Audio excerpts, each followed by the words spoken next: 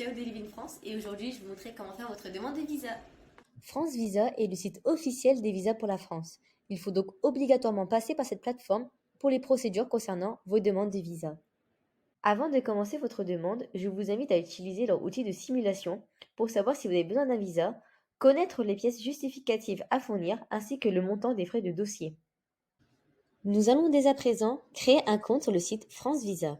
Il suffit de cliquer en haut à droite de la page d'accueil sur Mon compte, puis de remplir avec les informations demandées dans la partie Créer un compte. Vous recevrez un mail de la part de France Visa vous invitant à créer votre mot de passe, puis de vous connecter sur votre espace personnel. Vous retrouverez votre espace personnel où vous pouvez créer, modifier, supprimer et suivre vos demandes de visa.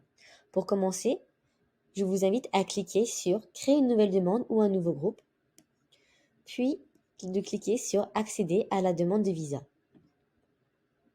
Nous aurons 5 sections à remplir le plus précisément possible. Votre projet, vos informations, votre dernier visa, votre séjour et vos contacts. Munissez-vous donc de tous les documents pouvant être utiles pour ces étapes. Par exemple, le contrat de location de votre logement en France ou encore la lettre d'acceptation de l'école. Dans cette première partie, vous devez renseigner des informations concernant votre séjour, votre document de voyage, ainsi que votre projet en France. Dans notre cas, nous allons choisir études. Ensuite, cliquez sur Vérifier. La plateforme va vous indiquer si oui ou non vous avez besoin d'un visa selon votre profil. Pour cette deuxième étape, vous devez renseigner l'ensemble de vos informations personnelles, c'est-à-dire votre identité, vos coordonnées et votre activité. Si vous choisissez l'activité élève, étudiant, stagiaire, alors ils vous demanderont les informations concernant votre établissement d'origine ainsi que sur votre parcours. Dans cette section, vous devez indiquer si vous avez déjà résidé en France pendant plus de 3 mois consécutifs, et si oui, à quelle date et pour quel motif. Dépendamment de vos réponses précédentes, France Visa vous demandera le détail et le motif de votre séjour. Dans le cas où j'ai renseigné vouloir obtenir un visa étudiant et que mon pays fait partie de la procédure études en France, alors je dois renseigner mon numéro EEF qui est présent sur mon attestation études en France.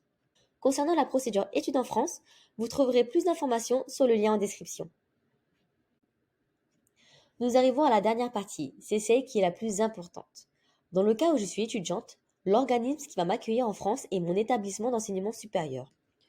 Je dois donc renseigner les coordonnées de mon université ou école, ainsi que la personne en charge de m'accueillir. Généralement, pour les coordonnées du contact, ce sont les coordonnées des relations internationales qui vous ont transmis votre lettre d'acceptation.